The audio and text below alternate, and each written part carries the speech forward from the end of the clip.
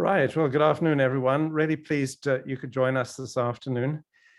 We've been doing this for these last 2 COVID years virtually, and it's actually been a lovely event despite not being able to get together in person. So we thought we'd do it again this year, even though some of the restrictions are relaxing, just because it did seem to work really well. And it's lovely to be able to record these brief presentations and put them on the website so that our colleagues are aware of just the amazing range of scholarship that is undertaken in this form every year here. But we're not going to deprive you of a personal reception, though. We're going to do one in October. So the date is October the 6th. So keep that date clear. We will have all of you, if you're able to come, along with the previous presenters over the last couple of years, so we can celebrate in person everybody's successes over that period. So thanks. This is a fabulous occasion, begun somewhere in the mists of time. I don't know whether Daniel began it, but a really important opportunity to hear from colleagues whose disciplines do lead them to publish in the form of books and monographs and so on, and a really great opportunity to hear from each of you about the work that you've been doing. So I'm going to just plunge right in. So you've all been warned about the ludicrously short period of time you have to talk about your work. But if you can excuse the limitations of the format, I do think it's really important that we all hear from each other about what you've been up to, why it's important, and why we might want to all connect after this is over to talk about your work in a slightly more leisurely fashion. So can I begin then? So if you could keep your comments to somewhere between 3 and 5 minutes. We have nominally until 3:30. I think we could go a little longer. But if everybody keeps to about 5 minutes, we should manage that fairly well. So let's go to Judith Urban from the Department of Physics, Engineering, Physics, and Astronomy. Judith, over to you. Thank you very much. I have my book with me, so I'm going to see if it will be caught on the camera. Yes, we see it. It's called Astrophysics, Decoding the Cosmos. I think I can lift it up so you can see the gravitational wave on the surface. It's actually a second edition published in 2021 by Wiley. The first edition was published in 2007, but there have been a lot of changes and updates since that time. I use it with my 3rd year astrophysics class, but it's also useful for new physics graduate students who might not know a lot about astronomy. The concept is that light is a signal, and that we can trace the signal backwards to the source until we understand what's actually producing it. So to begin with, for example, we have to define how we measure light. What does your telescope do to it? We have to understand that. What does the Earth's atmosphere do to it? What about the galactic atmosphere, which is the interstellar medium? How does that change the signal? And so on. And all the way we're tracing it back to the origin. What a lot of people don't understand is that although there are many, many objects in the universe, there aren't that many processes. I can count them on my 2 hands. So all the stars you see behind me in my virtual background can be explained more or less by one process called black body radiation. So if our students understand these processes, just about, well, the world is their oyster, the universe is their oyster, they can understand most anything. Now, the new content, I have to mention that in this new edition, I mention our Nobel Prize winner, Art McDonald, by name. Also, I've mentioned the Sudbury Neutrino Observatory, and I'm including in a new chapter on gravitational radiation, which was discovered in 2015. And so the picture on the front, I'll just put it up again, is, I don't know if you can see it properly. It shows the, I can't see it very well in my picture. Yeah, it's an artist's concept of a gravitational wave, which has really opened up a new window to our universe. So I think that's all I need to say at this point. Thanks.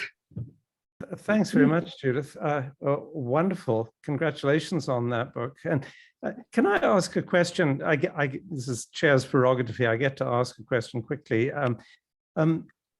So the gravitational radiation, a new discovery in between the last edition and this one, right? How, in your field, how radical and far-reaching is the transformation in the field? I mean, there must always be new discoveries going on that will influence the way in which you present the cosmos to your readers in this book. Can you talk a little bit about that process? It must sort of involve everything from the small details you want to incorporate to fundamental shifts in the way you think about the science. It's really a new window. It's a new process. So it doesn't negate all the other ways in which you understand the objects in the universe, but it's just peeking open a new window to allow you to see a part of the universe that you couldn't before.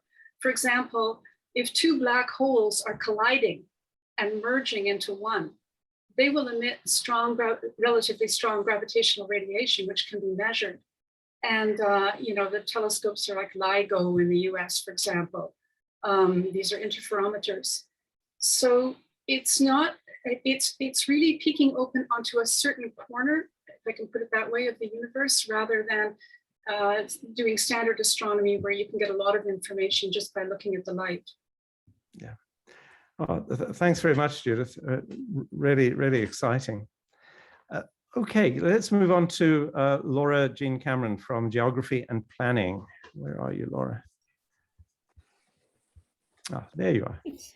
Thanks so much. It's so great to be part of this celebration of books and be with all these wonderful people who I don't get to see and meet new people. Amazing to follow that particular author on that, that very challenging subject. My book is probably a smaller book. It's a little, can you see it? It's called Friend Beloved. Friend Beloved, Maury Stopes, Gordon Hewitt, and an Ecology of Letters. So it's the story of a rocky and largely forgotten friendship between Maury Stopes and Gordon Hewitt. So Maury Stopes, here, she's the more famous of the two, was a British scientist and feminist who, after establishing herself as a renowned paleobotanist, would find international fame as a relationship guru and a birth control advocate. Of late, she's become more infamous in connection with her support of eugenics. Maury became friends with this man on the right. This is Charles Gordon Hewitt in 1904 at Manchester University, where he was lecturing.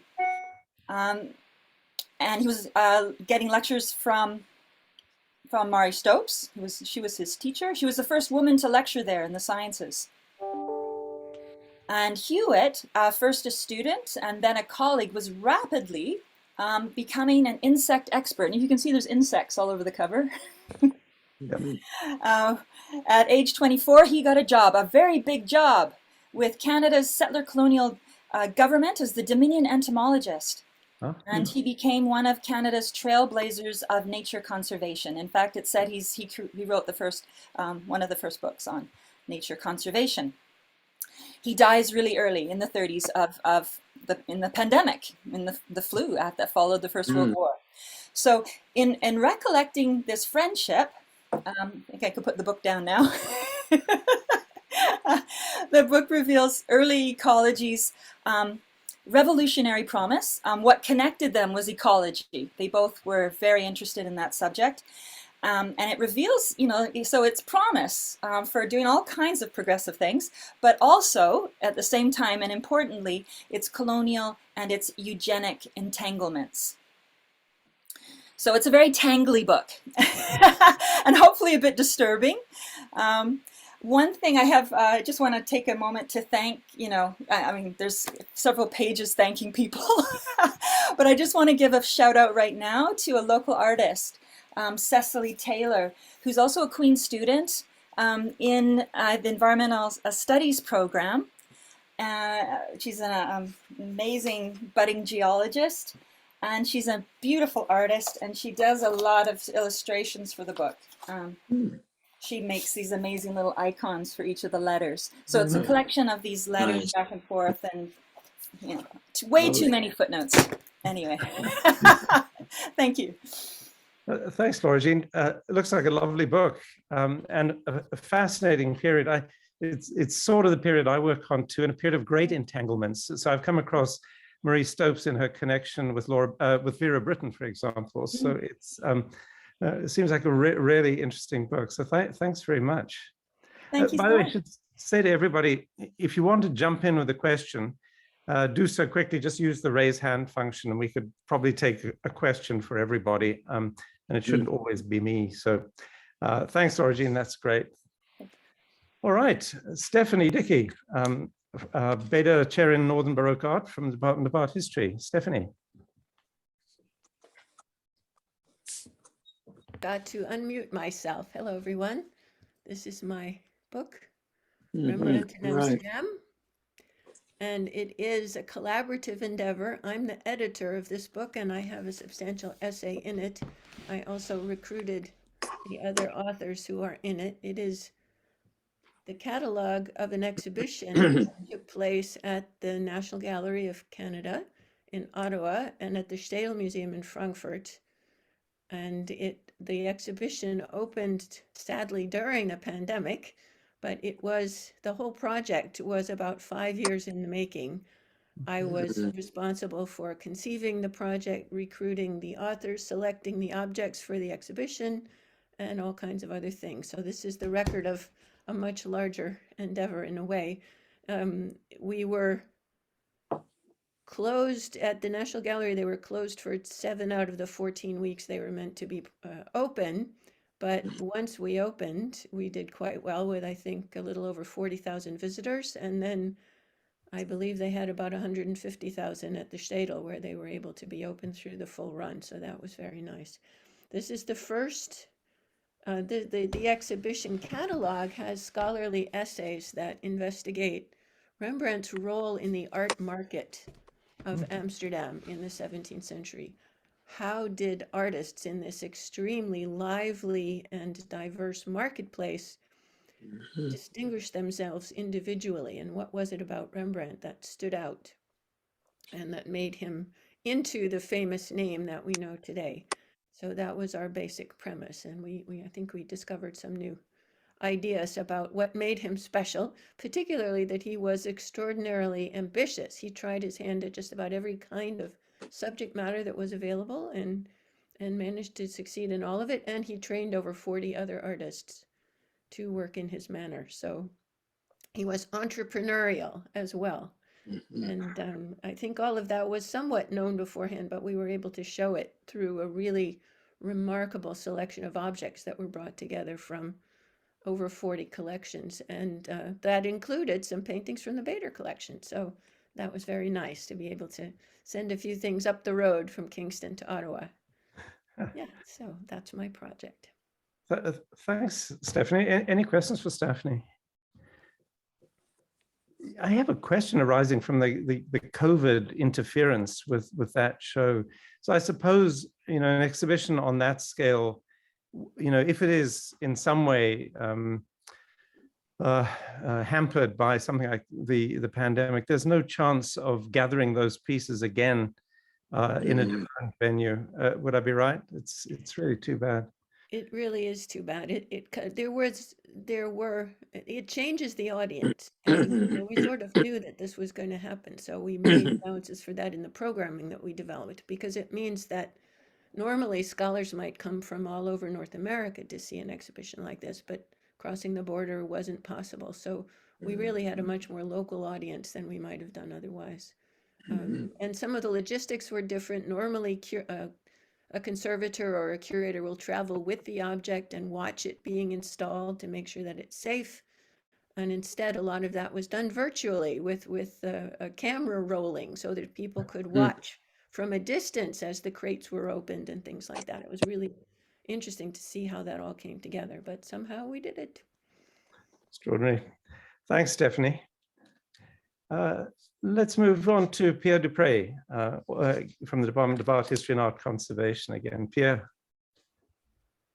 I guess I'm on here. Principal, thanks for inviting me. I feel a bit of a fraud because after all, I'm emeritus professor, so I don't want to steal too much of the thunder of my colleagues, but it's nice to share something, and especially this project because it's a kind of a bookmark of my entire career. I started out in 1979 co-authoring my first publication actually with Clara Bargellini, an article in the Burlington Magazine, and here at what I might call the end of my career, well, maybe not totally the end, but near the end of my career, is another co-authored book. Here you can maybe see it here, and I'll show you a picture from the inside of it.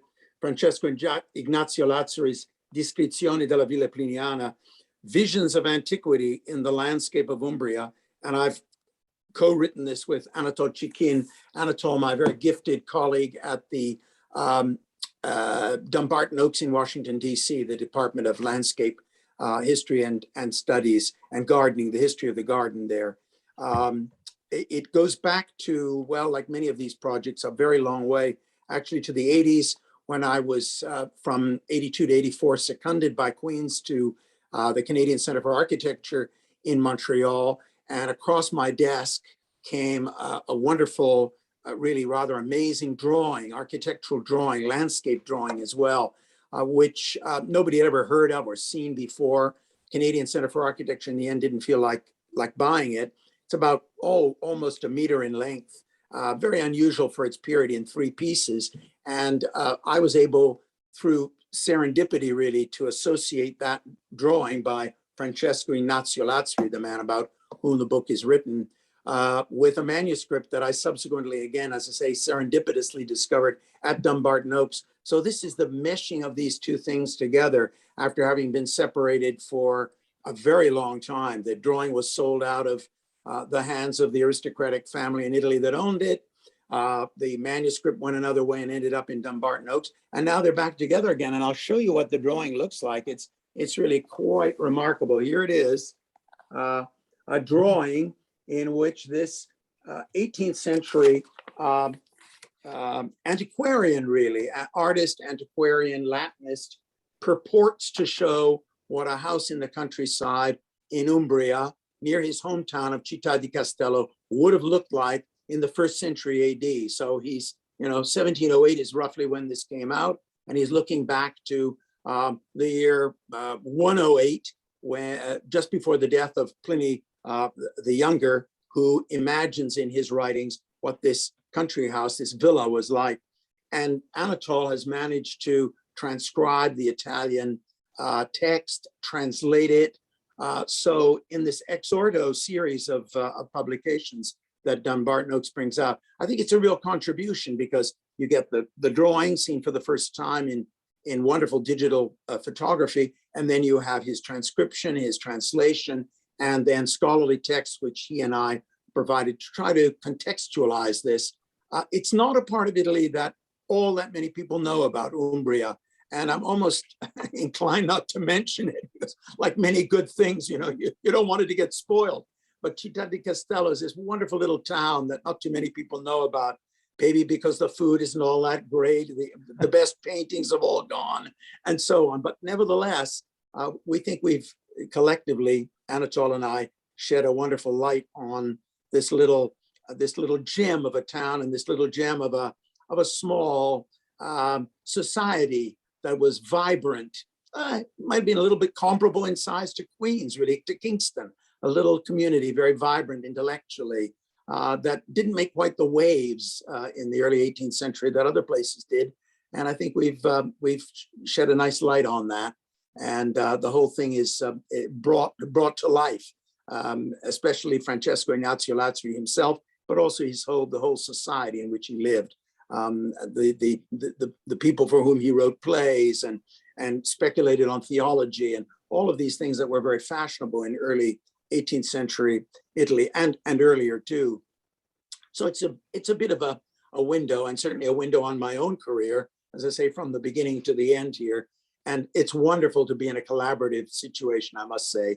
I wish I'd done more of it in my career. with Clara, it worked out beautifully way back in 1969. Now in 2021 with Anatole, bookending these two parts of my career, and wonderful colleagues to work with.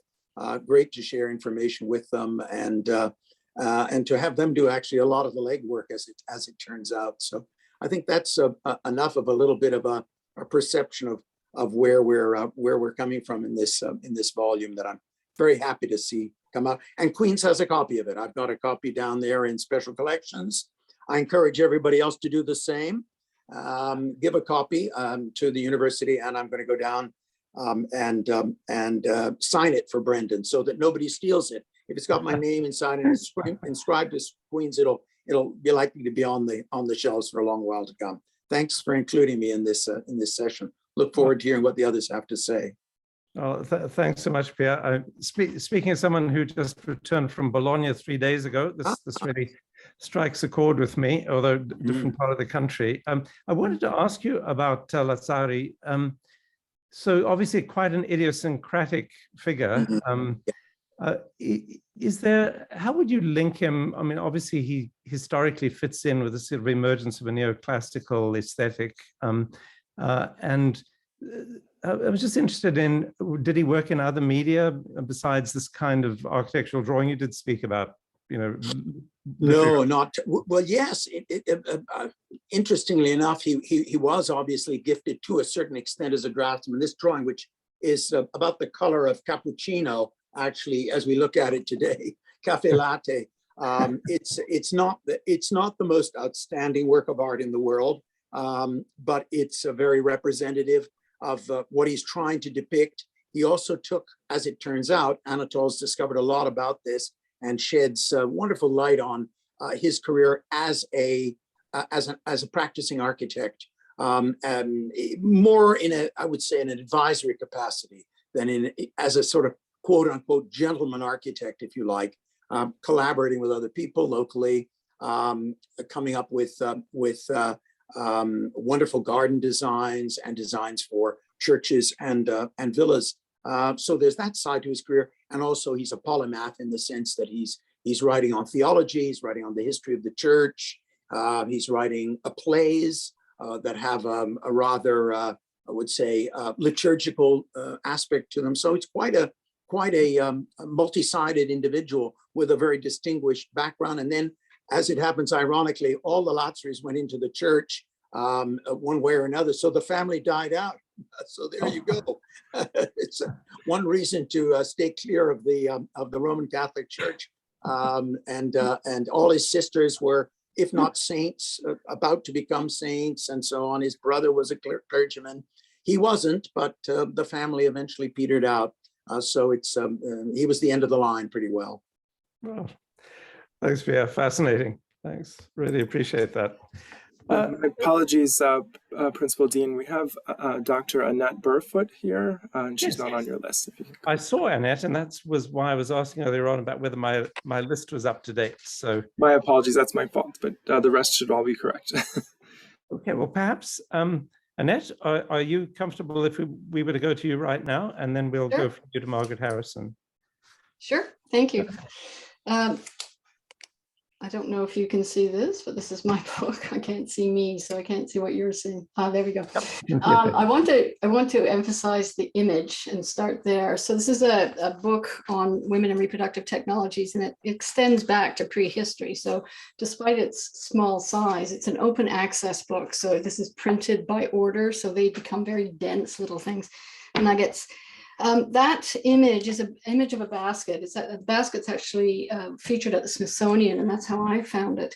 And I was so happy to get permission from the artist, who is Cherish Parrish, who was a member of the Ottawa Potawatomi nations. And the piece is called The Next Generation Carriers of Culture, which is so apt for the topic. And basically my position, which is shared amongst quite a few scholars of reproduction and reproductive technologies, that reproduction is related to everything. There's nothing that you cannot relate it to. I hope you bear with me. I just wanted to read a little bit from it because it'll carry the meaning more quickly, I think. Throughout this volume, concepts behind words such as woman, parent, right, and technology are not seen as stable, nor are they untethered. The text is designed to draw attention to the variety of platforms on which reproduction occurs, the politics of kinship, gender discrimination, and biomedicalized industries, for example. And then to show you how relevant it is, as I was writing this, the pandemic hit, and I was very quickly incorporating that into the work. Reproducing bodies becomes a nexus for so much more than reproduction. An important side effect of the medicalization and routinized monitoring of pregnancy has led to the development of a tracking tool for the COVID-19 virus and its variants. Pregnant women's leftover blood samples from public health units across Canada are now being examined with the support of the federal COVID-19 Immunity Task Force. They're hoping for a national picture of how the virus and its variants spread across the country. They did something similar with a milk bank that they started in Toronto for women who contracted COVID, and they discovered through that milk bank how the virus does not and can transfer across the placental barrier. It was quite fascinating. An extreme extension of medicalization of reproduction is found in the development of the artificial womb, or ectogenesis. This is an example of what I call wolves in lamb's clothing. This particular study was used successfully in 2017 to bring a very premature lamb embryo to term by the fetal surgeon Alan Flake. The transhumanist Zoltan Istvan asks if this can solve the abortion debate. By this, he means that any woman not wishing to continue with a pregnancy could relinquish the embryo to be brought to term in an artificial womb for prenatal adoption. There is a snag, however. The success with the lamb relied on the embryo being well developed at the equivalent of about 5 to 6 months human gestation when placed in the artificial womb. Again, technological fixes to social problems appear with little regard for reproductive rights. And finally, and perhaps the most important, we know CRISPR, which is a genetic engineering tool, and it's received a lot of press, was used in China to engineer 2 humans currently alive who have been altered so that they never contract AIDS. We know that the scientific world reacted strongly, claiming that this was too much human interference in sex lines too soon. And then the pandemic hit. And we all learned more about viruses with coronas, mRNA vaccines, and viral evolution or variants. John Gertner of the New York Times Sunday magazine signals this moment as a paradigmatic shift to an acceptance of genomics worldwide. So what's happened is the power and pressure of the pandemic have actually opened us up to the idea of genetic engineering, whereas we were a bit more hesitant about it, we are now sort of softened up to the possibility, especially if it means that we can control rampant viruses. So that's just to try and give you an idea of what I was attempting, which is certainly female bodies or bodies that bear pregnancies are carriers, and they carry far more than just the embryo. Thank you. Thanks, Annette. I can't believe that book is as thin as it appears to be. Nor could I. I just wanted to make one other point, because there's so many, there are interlapping points. So I have Marie Stopes in my book too. Yes. And I don't know, I've also worked in Ngari at Bussati Textile Industries. And I'm very familiar with Città di Castello, and I have gone to see the Madonna del Parto, which is a very important artwork, and one of the few pregnant Madonnas, images of a pregnant Madonna ever. So yeah, it's a good place. I highly recommend it. Oh, I love these intersections. That's fabulous. Stephanie. Yeah, I just wanted to mention to Annette and anyone else here who might not have seen the messages that there's a talk being given at the Agnes on the 14th of April by Dr. Karen Hearn from London, who is actually physically coming to give her talk, and it's about images of pregnant women. So Annette, I hope that you'll be able to attend. Images of pregnant women from the 16th and 17th centuries, when overtly demonstrating one's pregnancy was not considered very ladylike. So it's interesting to see how that happens. Yeah. Good. Thanks, Stephanie, for pointing that out to us. All right, let's move on to Margaret Harrison from the School of Nursing. Margaret. Thank you very much. And it's quite the pleasure to be here. I'm a little awed because my book and the work in it is pretty mundane in comparison to what we've been hearing. The book is called Knowledge Translation in Nursing and Healthcare. It's also from Wiley Blackwell, I believe it was the first author. It's an interesting area because we all think that that's what's happening in healthcare, but in fact, it's not. Early in the 1990s, we started to be serious about getting evidence into practice, and groups specializing in the rigorous synthesis of research emerged. These are groups like the Cochrane and the Joanna Briggs. So they were methodological collaborations to make sure that they would take a large sum of research studies and pool them properly to see if there was a distinct answer to a question. And they were a critical first step, which made it easier in practice. And their work started to be used by expert guideline groups. And these guideline groups in the early 90s started to pop up in the ministries and professional groups like the Canadian Medical Association and the nursing associations. And it was felt that all you had to do was take an expert panel and translate the evidence into clinical recommendations, and voila, you would improve practice.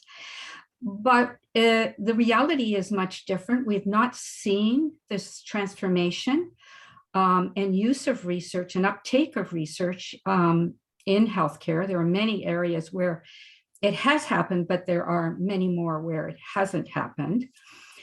And the reality is we need to do something about this. We got to stop funding research if it's not being taken up in practice.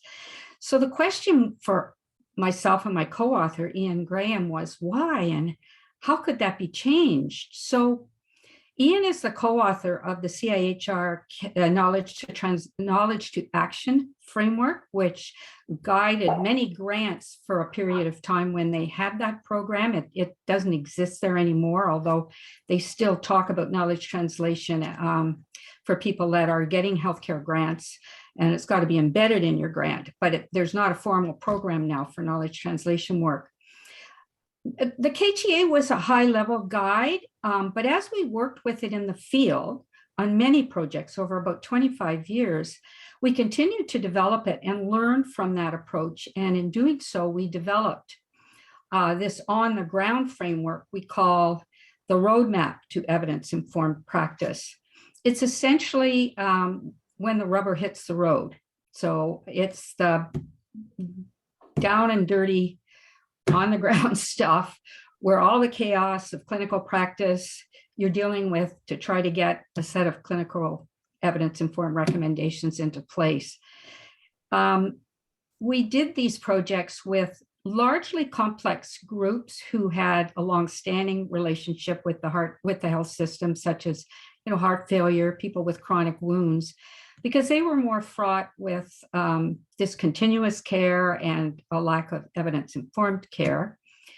And with the book, what we've essentially done is integrate our experiential knowledge over this period with the theory and research that was and has been available and continues to evolve. So that's about the size of it. Very good. Thanks, Mark. Can I push you on that fundamental question about why research is not taken up in practice? Can you give us some examples? When you're in the university, it always seems so counterintuitive that if research is revealing certain things about desirable aspects of clinical practice, you'd think it would naturally translate. So what gets in the way? Well, it is a perplexing question, and I think it seems, looking from the outside in, it seems why you've got these really good clinical recommendations in those guidelines. They've been translated, but it's about the reality of clinical practice. So it's sometimes very simple things, like the way, particularly in nursing, where you work for an organization and care process is organized in a certain way.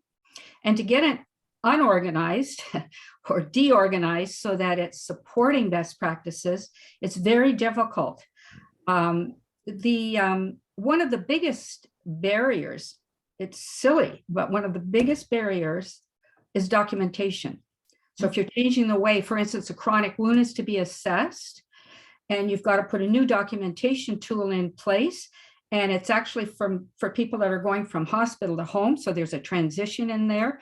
They each have their own documentation processes. I don't know if you've ever tried to change a documentation in the hospital, but it's a huge, long process to get a small thing like a vital sign type of thing changed in the grid that actually is the vital sign chart. And and that's what it comes down to. And that's why in doing this as a researcher, you really have to get into the thick of it to understand all those barriers in the clinical setting that will block this. And so the framework that's in the book, we've really tried to integrate the practical things that we found that would help, along with the known research and the theory in the area, because mostly, and the reason we wrote the book and we were encouraged to write it was because most of what was out there wasn't practical. It was the theory and the research, but the people that have to implement it need a practical guide and need help with assessing barriers and working with the various levels of decision-making, etc. So it's, I could probably spend another hour talking to you about the various barriers, but that's a few of the probably the most prominent ones. Thanks, Margaret. A really good example of the way in which organizations intended to achieve certain things also can paralyze themselves by process, right? So absolutely. Thanks. Really interesting. Let's turn to Maxwell Hart then from the School of Urban and Regional Planning, Department of Geography and Planning. Max. Great, thank you so much. And so I feel like you telling me I had a busy year with 2 books. And as everyone here knows, that means a busy 4 years is really, and when I had the ideas for each project, if you had told me that they were going to come out within 3 weeks of each other, 4 years later, I wouldn't have believed you. So what I'll do, I'm going to tell you a little bit about the motivation for each book, and I think in doing so, you'll kind of get a flavor of what the book's about. So the first one is called Aging People, Aging Places, Experiences, Opportunities, and Challenges of Growing Older in Canada. So this is, I'm the lead editor of this edited volume, along with actually Mark Rosenberg in our department here as well. And this project started before I joined Queen, so it actually was a nice connection as I cold emailed him looking for someone senior to collaborate with. He was very responsive.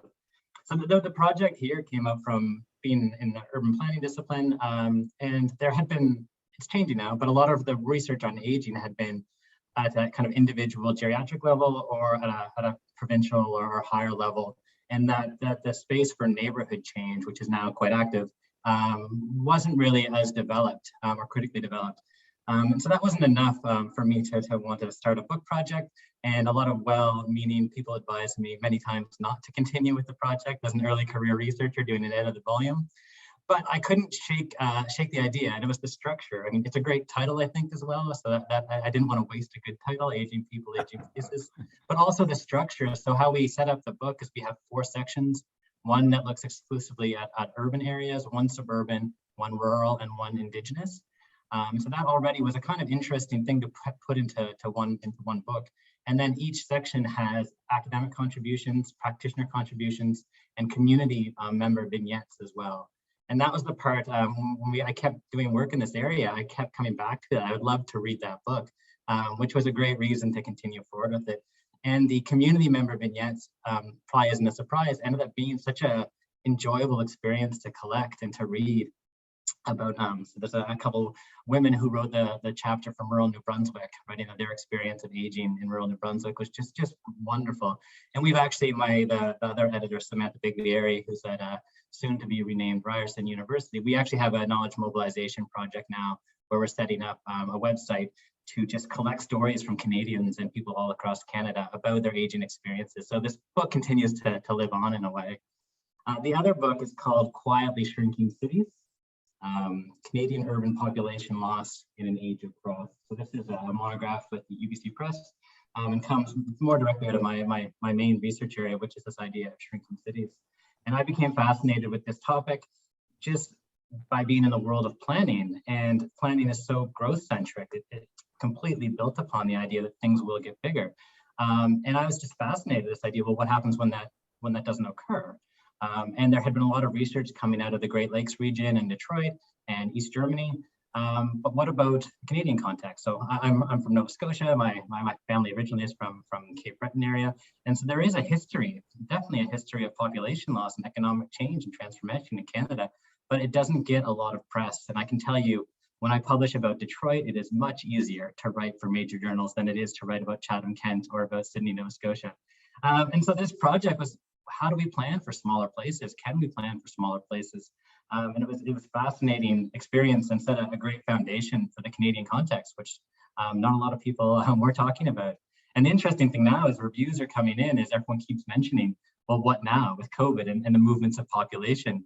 And so apparently there has to be another book in the future, but I think this lays a good foundation for how we can approach the idea conceptually and empirically of declining places and shrinking cities. So hopefully that gives you a taste of what I've been doing for the last 4 years. So it's great to be here and to see everyone.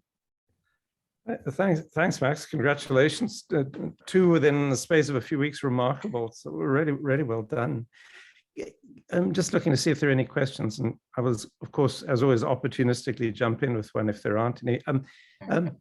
Here's my question. In the aging book, that dimension of community-based research that's involved there, I mean, there's a way of working on the aging and there's a way of working with the aging on research of this sort. Can you talk a bit about that in your field, the emergence of that kind of community-based work? Sure, yeah. I mean, I think it's changing rapidly, and there's a lot of, amazing research that's coming as community partners. I can plug my own current project. I have a project that we're starting out on called Aging Playfully. And one thing that I've gotten really interested is getting away from the idea of solving or any kind of approach to aging as an issue, as a problem. And so this project is focused around the idea of play and fun and joy in urban and public space, and what that looks like. And we don't know yet. No one has really tried to approach this before, but it's such a big part of the child-friendly and child cities. And so what does this look like? And why do we have this cutoff that if you're younger, play is acceptable? If you're a teenager or working age, then it's about consumption in terms of enjoyment of place. And then as older adults, it's almost be like it's not supposed to be part of that. So yeah, we're excited to try to get into the community soon to work on this type of work. And it's really coming not from us top down whatsoever. It's just about talking to people. We're having a photo voice project, asking them to take pictures and see how people see differently rather than making assumptions or trying to solve some kind of issue. Yeah. Well, thanks very much, Matt. It's really, really interesting work. All right, let's move on. Myra Hurd from the School of Environmental Studies.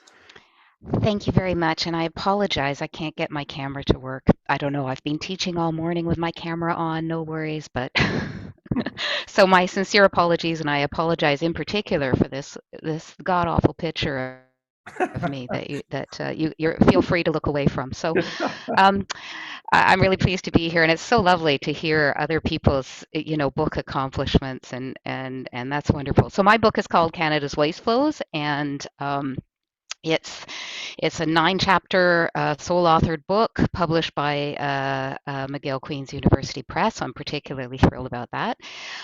It's really a book that details why Canada is in the waste crisis that it's in, why waste is part of our climate change crisis, and how we can start to tackle this waste crisis. So about half the book is devoted to the way waste is managed in southern communities across Canada with a number of case studies. And then the other half is really devoted to how waste is managed within our northern remote communities. And I'm really, really thrilled to have worked for over a decade with some communities in Nunavut. And if you could see the cover of my book, you would see that it's an amazing photograph taken by David Killebuk, who is an Inuit photographer in Pangerton, where I've done some work, and he's one of my research partners. I really want to acknowledge SSHRC for funding a number of the case studies in this book that I couldn't have done without that research funding, and also Carrie Rowe, who's one of our own civil engineers with whom I've been collaborating for a lot of years now, and who opened up his labs, and whose work I've shadowed, and we've had many a conversation about waste. And also Alison Rutter, who's the director of the Analytical Services Unit, with whom I first traveled to the Arctic, and whom her and I have had many a conversation about the dew line, etc. So it's a personal milestone for me because it's my 10th book. And I've got another one coming out in July of this year, so I'm quite, and I've got one coming out in 2023. So I'm boy, what do you do in a pandemic when you can't go anywhere? Well, I guess I know what I do. I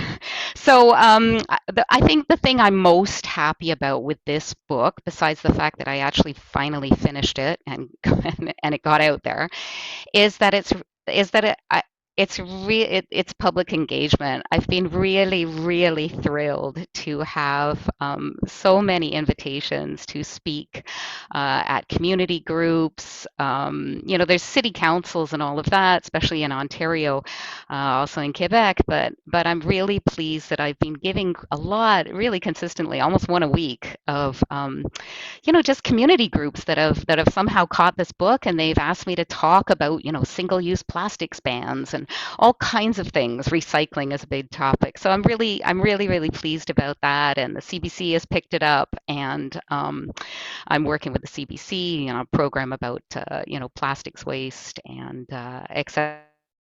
So that's Canada's Waste Flows. Thanks, Myra. It sounds like we're going to be seeing a lot of you at these events. What about the north-south division in terms of waste and the movement of and disposal of waste? What's the most significant consideration between those two different parts of the country? Yeah, thanks for that question. It's an excellent question. I really strongly argue in the book that we can't understand our waste crisis without it understanding legacy and ongoing settler colonialism. The situation with waste in our remote indigenous regions is really a consequence and product of settler colonialism, and by which I include the residential school system, forced labor, forced communities, etc. And so the biggest difference, what people in the South and government officials constantly talk about, is the way that we need to modernize waste management in our northern regions. For instance, Nunavut has no engineered landfills. It has no functional incinerators. It also has no recycling. And this is all seen as sort of quite backward in how we need to modernize waste management in Nunavut, except that, the overwhelming, all of the waste in Nunavut is a direct consequence of settler colonialism. And until we address settler colonialism, then we will continue to have this massive production of waste, which is largely military waste and industrial waste, resource extraction waste. And so even when we're talking about municipal solid waste in Iqaluit, one of the chapters is on the sort of famous Dumbcano episode, and so until we see waste as a sort of a symptom of settler colonialism, it's not going to get resolved. So the biggest separation really is is settler colonialism, and how the state of waste that is acceptable in our remote indigenous communities, it would be deemed entirely unacceptable in Hamilton or Kingston. So that's the central argument of the book. It's really a book about settler colonialism and its consequences. Thanks, Myra. Really fascinating, especially in the context of the practice in parts of the country like this province of exporting our waste. A very interesting field of study. Thank you. I knew Kerry's name had to come up sooner or later. So. Absolutely. Great.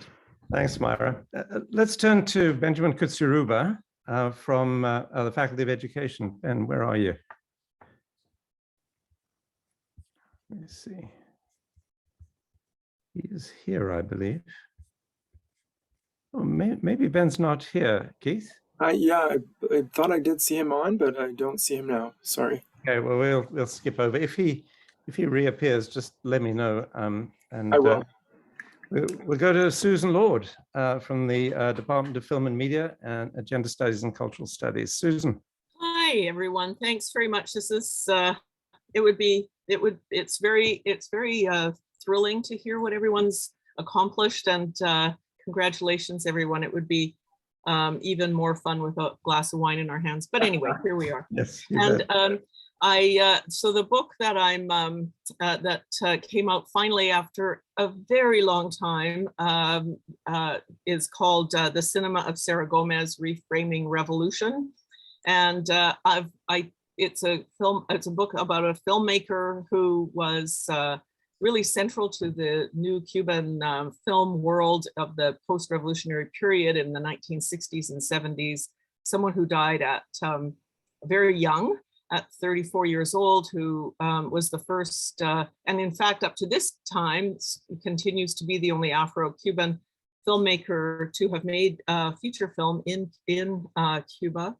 And when she passed away, she left behind a legacy of filmmaking and challenging the revolution to, in fact, do what it said it was going to do and wasn't doing, and especially around issues of race, machismo, and so forth. And so I go to Havana often. We have a course that I co-teach with my colleague Karen Dubinsky, and I was in there in December to show some of the films of Sarah's that I'm restoring here in our Vulnerable Media Lab, and to do a book launch. And of course, it meant taking the books, including the ones from my office. So I don't have a physical one. So I'm just going to show you that. Oh, yes. There. See, there you go.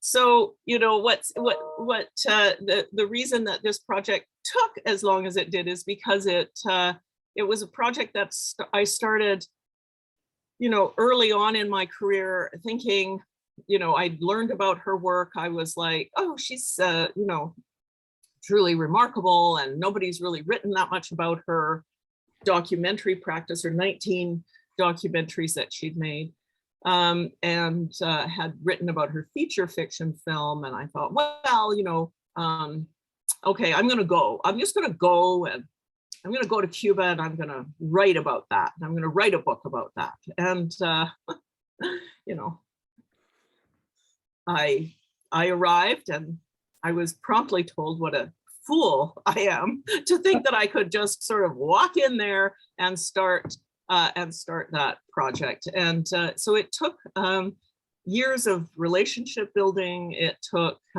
went from a self-authored project fantasy to a truly extensively collaborative project, including interviews with Sarah's collaborators, including essays, the film script, essays by folks who are in Cuba and then also in the diaspora, other researchers who work on Latin American and Cuban cinema. So it was a very long project, 90% of which was in Spanish, so required a lot of work in the process of translation. And all of you who know what that's like, that's not just about going word to word. It's, you know, about nuance and complexity, and trying to do this kind of work in a time when Cuba, like many other places, is constantly changing and changing protocols around what you can and can't do.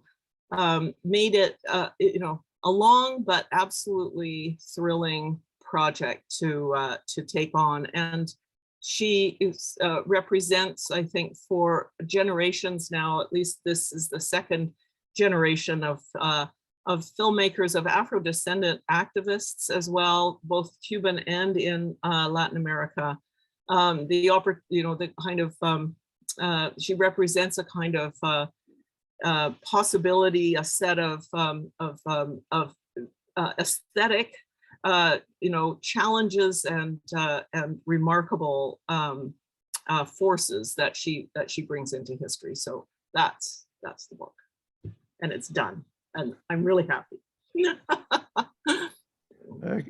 Congratulations, Susan, and such a complex task. Can I ask about her contemporary reception in Cuba now? So, you know, you talk about the association with a kind of a continuing tradition of this sort of film, but has her reception changed any from the early years of? That's a great question. So her feature film was, you know, represented well within the Cuban context, and the Cuban Film Institute kind of touted it, partly because it was completed. She died before it was finished, and it was completed by Thomas Gutierrez Alea, who was the big filmmaker of Cuba in the time. But those documentaries, they challenge the racism and sexism of the Film Institute, of the country, of the leadership, of, you know, it was the 60s and early 70s, right? So she was, you know, she was a young, free, Black, beautiful, talented revolutionary in a miniskirt holding a camera, and they freaked them out. So they buried her films, and they didn't show in Cuba. They were kind of dug out by the generation that is, you know, now in their 50s, and is actually now getting shown to the current generation. And the Film Institute has had to say, okay, you know, and maybe we should try and restore them. So they actually, we've brought all of her documentaries here to the lab, and it's such an interesting process to do the restoration work on those, because you see the mold, you know, it's like, it's the actual material demonstration of neglect. And so, but they're happy to have us work on this. And in December, we showed the films, the restored films, to a big crowd of people, lots of elders, people who were very moved to be able to see that again, and a crowd full of young people. So it's she's sort of coming back to life and bringing with her a revived kind of critical race lens to the project. Yeah. Thanks, Susan. And obviously continuing relevance. Yeah. Absolutely. Yeah. Absolutely. Yeah. Thank you. Thanks very much. All right, let's turn to Eddie Ng from Smith School of Business, where he's Smith Professor of Equity and Inclusion in Business. Eddie. Where's Eddie? I wonder if Eddie might be another who was here, isn't? He's not on the call at this time. Okay, thanks, Keith. We'll move on. Yingwei Peng, Professor of Biostatistics from the Department of Public Health Sciences. Yingwei. Okay, well, thank you, Principal, for inviting me to this this event. It's really, really interesting, impressive to hear my colleagues about their books.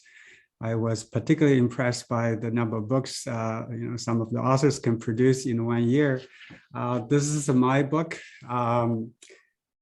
This book project actually started. Sorry, I can't make it clear. Oh. Anyway, I can tell you the name of the book. This book project starts actually in 2010 when I had an idea I wanted to write this book, but never got time until COVID starts, when we cannot travel and we don't need to spend time commuting. And then I start to really had enough time to be able to finish this book and publish this book called The Cure Models, the Method, Application, and the Implementations. It's published by Chapman Hall CRC Biostatistics Series. Chapman Hall is a well-known publisher, publishing many statistic books. This is one of the statistic books that published in that series. It's also by myself, plus a co-author, Dr. Bingbing Yu. He is an applied statistician working in AstraZeneca, the company that produced one of the vaccines that we are using. He's based in Washington, D.C. This is a area that I've been working on as my methodology research since I was a PhD student in Australia. I want to thank actually the NSERC for continuing funding me doing this research since I got my first faculty job in 1998. For years, without that support, it's just impossible to make this happen. I also want to thank my students, my collaborators across the world who contribute to this topic. What is this book about? It is actually a statistic book. I know that's now very popular subjects. The issue we want to deal with is to analyze time to event data, where in the clinical trials we recruit patients, we measure their time survival. That is, once they take a drug, how long they're going to survive. We use that data to assess the different treatment effects. The cure model becomes popular because initially this type of the data are analyzed by a model called the Cox model, which was proposed by a very famous English statistician called Sir David Cox in 1972, because that model was so beautiful. So everybody use it, and especially among the clinician scientists, doctors, health researchers, they all love it. And but the problem with that model is that it doesn't take some certain information in the data into account. One information that we're particularly interested is that these days, especially for cancer treatment, a lot of cancer, they are curable these days. Means that if you follow the patient longer enough, they're not going to develop the same cancer again. They should be treated as a cure. However, the Cox model that proposed in 1970s didn't take that into account. But people still using that model just because of the convenience. But they didn't realize that using that model will not reveal all the information in the data. So the cure model that we propose or we describe in this book is such model which allows you to analyze time to event data, but also you can differentiate those who are cure and who are not cure. So you're gonna able to extract more information from the data. This type of model is not only useful in health, actually time to event data is applicable in other disciplines, such as in economics, in social science, because time to event is just such popular measures in many of these studies. Another factor we're particularly pay attention in this book project is like one of the previous author indicating is the knowledge translation. But here in our discipline, this knowledge transplantation is mainly reflected by what we call the reproducibility. That is, a lot of statistical models or mathematics models, they are very fancy. They're proposed, but not many people use it just because they're not accessible. They don't have a, say, software allows the other people who are not expert in that area to use that model. So we try to address this issue as well in this book, try not just presenting the model, we also indicating what are the software available. And as a researcher, we ourselves also produce many software packages that make the models accessible to other researchers. So this book is about, and I remember when we published this book, the publisher asked us to say a few words about how this book is connected to COVID research. I told them one example is that, you know, when we look at the COVID, we probably like to know, you know, for people, how long they're going to wait until they get the COVID infection. And this is important measures that in the COVID research. But certainly we now know that there are certain group of people who probably never get a COVID, even if they're exposed. So in that case, cure model is applicable in this situation for COVID research. So that's sort of the message that I gave out. Hopefully this book going to be useful for the peoples to know this subject. And also our library has the e-copy of this book for anyone who are interested. I think that's about it. Thanks very much, Paul.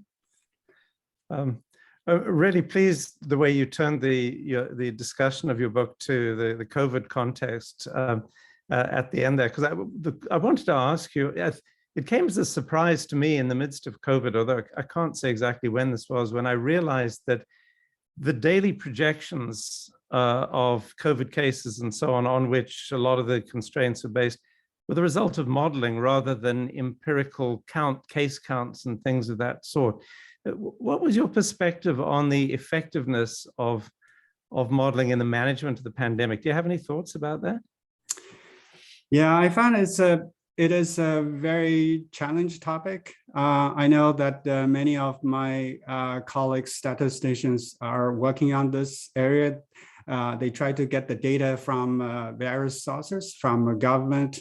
But those the result of those research sometimes are not reliable, just because not because the model issues. It is the issue of the data, because our data collection contains so much noises, and the data collection are not standardized.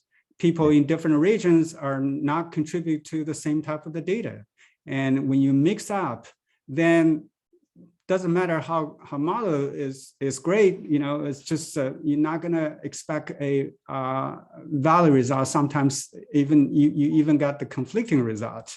So this is the issue. It is challenge.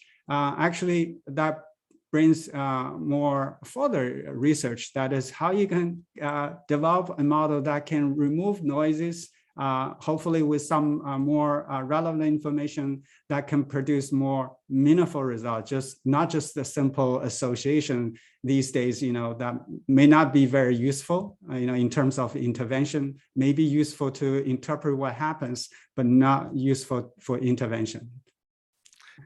Yeah, really, thanks, Paul, fascinating, appreciate that. And congratulations on the book. Thanks. I can see Elaine Power is with us. So we'll go to Elaine next from the School of Kinesiology and Health Studies. Elaine. Hello, thank you, Patrick. And lovely to be here. Thank you for hosting. And thank you to Keith for organizing. I have aging parents in Cape Breton, so maybe I should talk to Maxwell after this is done. My book is, let's see if you can see it there, The Case for Basic Income, Freedom, Security, Justice, and it's co-authored with Jamie Swift, with a foreword by Dr. Danielle Martin. And I came to my basic income work through my many decades of research on food insecurity and teaching the social determinants of health, and knowing that income is one of the most important determinants of health. So in 2013, I was a founding member of the Kingston Action Group for a Basic Income Guarantee. And Jamie Swift, my co-author, is also one of those founding members. So in 2016, 6 years ago in March, our premier at that time, Kathleen Wynne, announced the Ontario Basic Income Pilot, which started rolling out the following year in 2017. And Jamie and I decided it would be a great opportunity to do some research and to actually talk to some of the people who were enrolled in the Basic Income Pilot. So the pilot was scheduled to run for 3 years from 2017 to 2020. So we started interviewing people in Lindsay and Hamilton. So there were 2,000 people in Lindsay who were enrolled in the pilot, 1,000 in Hamilton, and another 1,000 in Thunder Bay, which was a little bit beyond our capacity to do interviews, but because we had contacts in Hamilton and Lindsay. So we were actually in the middle of doing interviews in the summer of 2018 when the newly elected government at the time under Doug Ford canceled the pilot.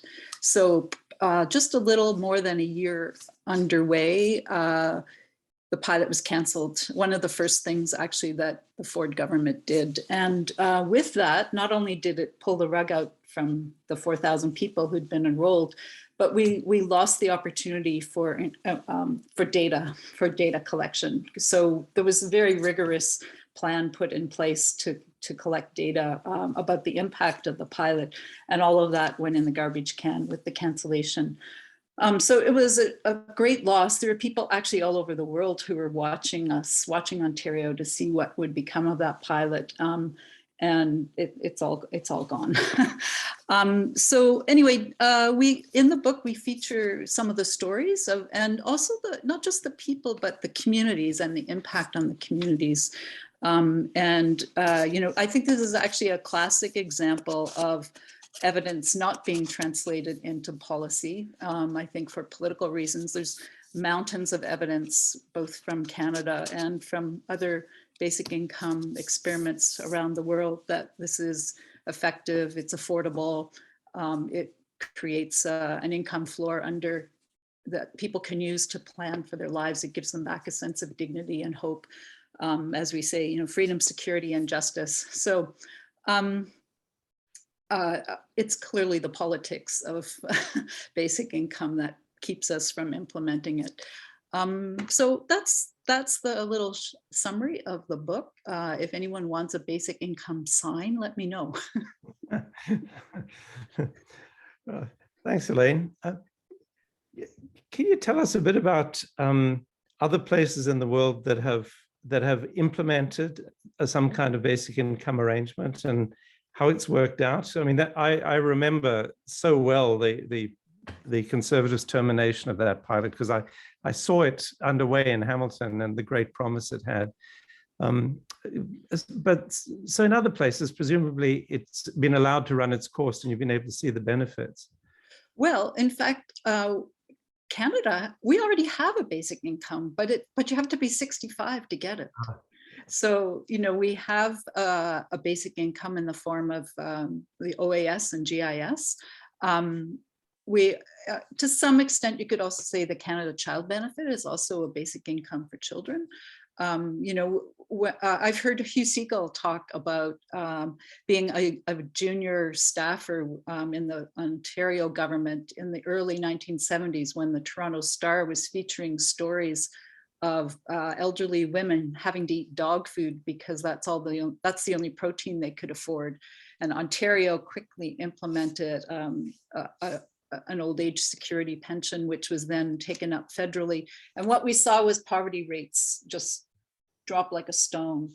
That there's very good evidence. And in fact, Canada is seen as an international leader for addressing poverty among the elderly. I think it's still high among single elderly people, but I think that's probably our best example of how effective it could be. Of course, you know, seniors are deserving, quote unquote, because they've already worked, they've had a work life, and they're considered to be deserving. But you know, other than that, there isn't anywhere that's implemented basic income across the population. So there's lots of experiments, lots of pilots that have happened and are ongoing, but it's a bit of a toss-up as to who's going to be the first country to implement one for all its citizens. Thanks, Elaine. Any questions for Elaine? Yeah, Annette. Oh, you're on mute, Annette. I thought I hit it.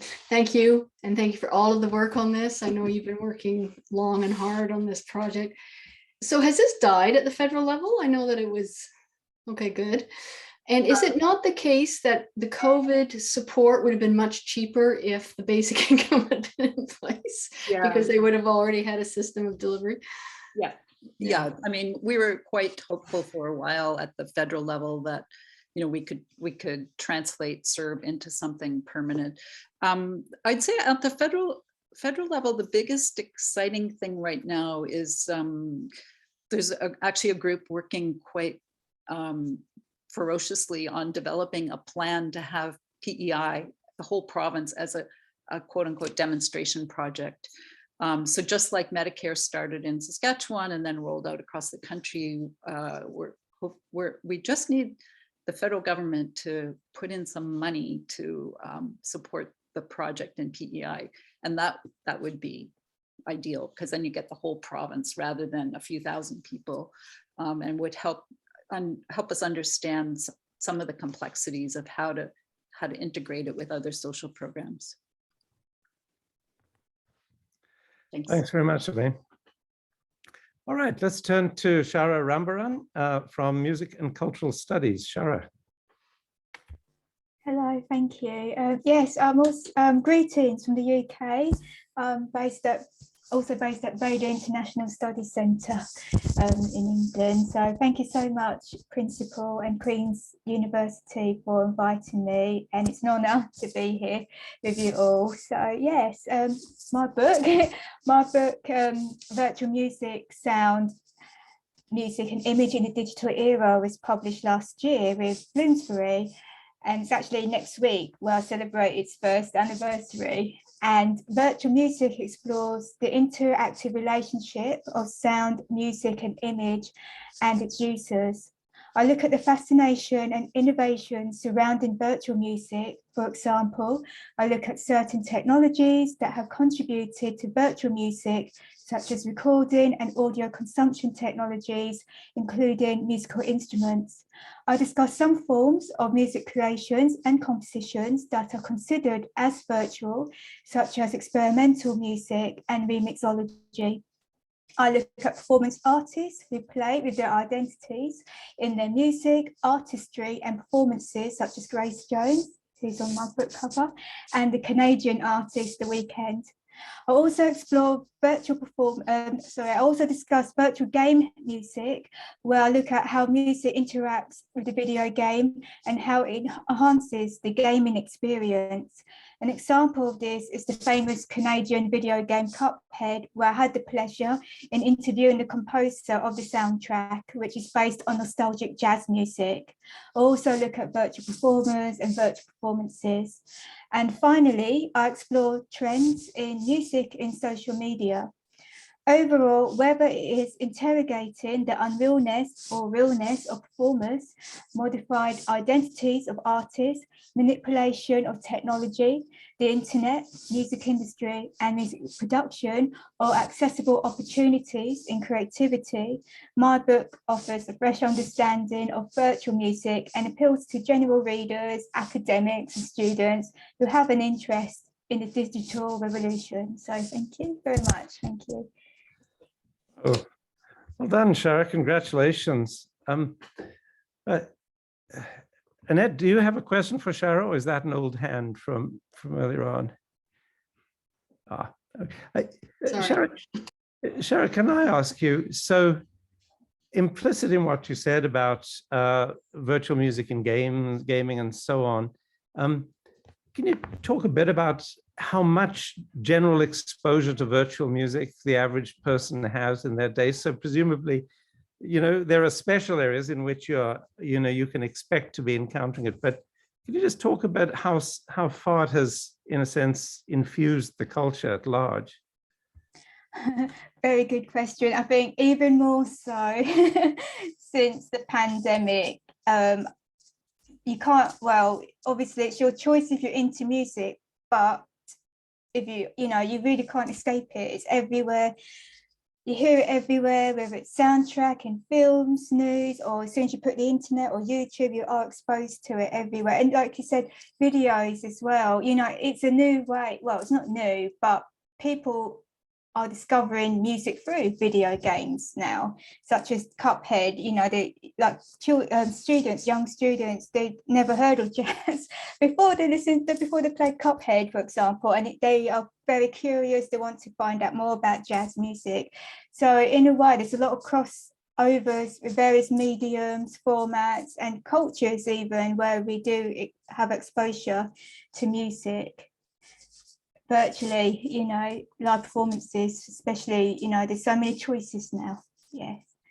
That's fantastic. Thanks. It was, in fact, your mention of that sort of music with a nostalgic jazz element to it that got me thinking that there are be encountering many styles of music, but through the virtual music formats. So very good. Congratulations. Thanks very much. Thank you very much. Thank you.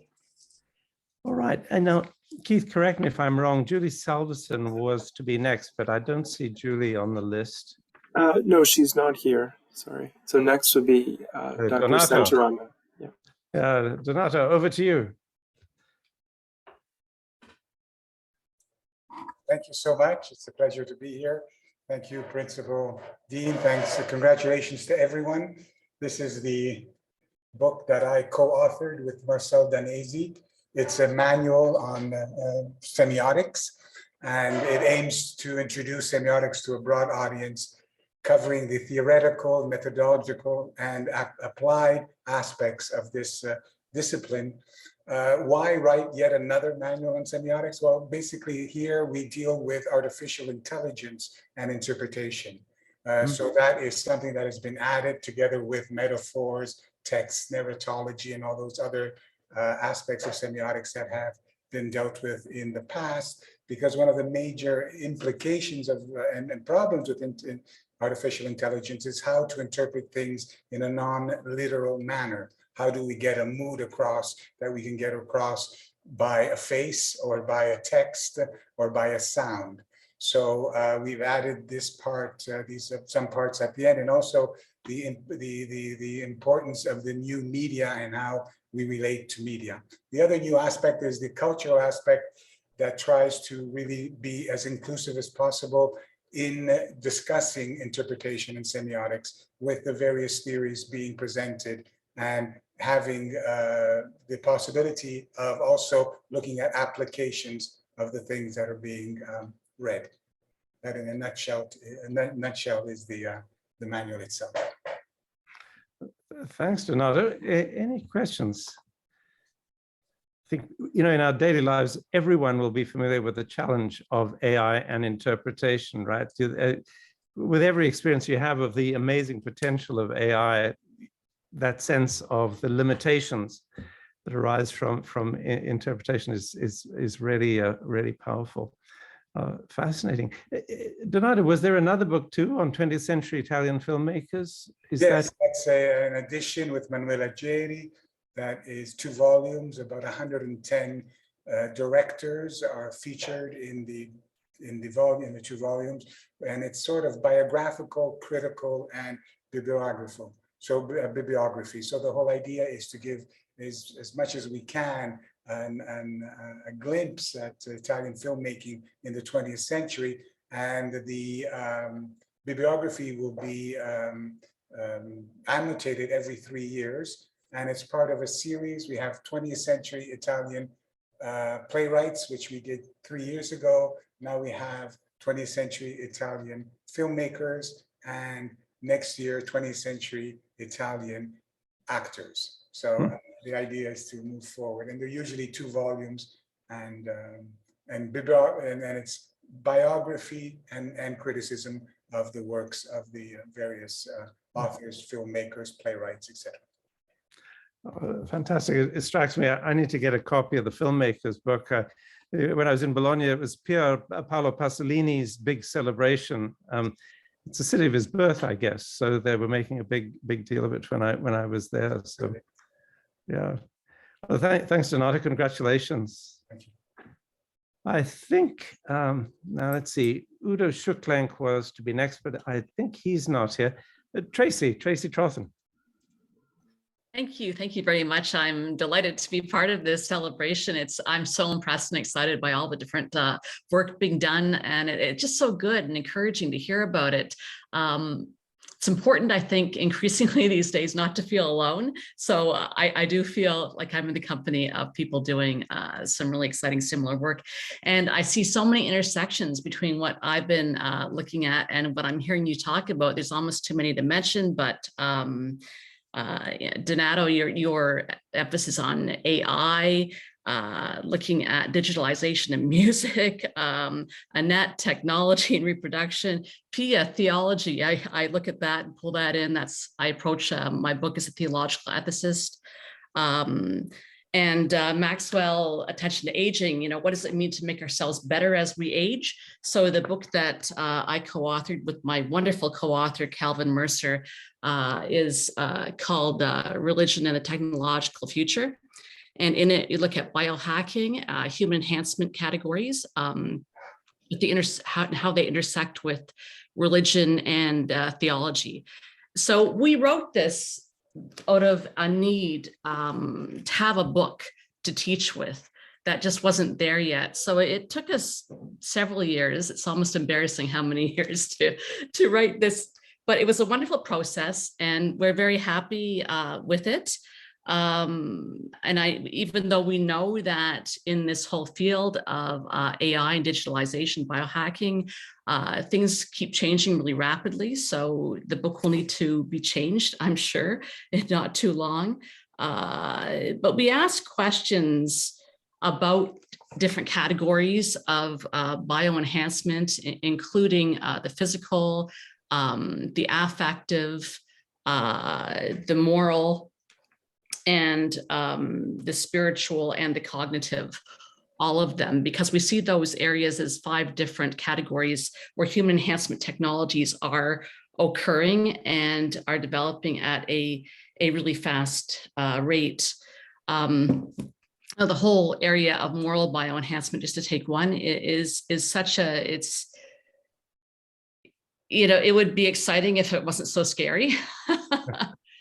How do we use different bio enhancement technologies, including pharmaceuticals, but also brain stimulation, to make ourselves potentially morally better, or perhaps to change ourselves in unforeseen ways?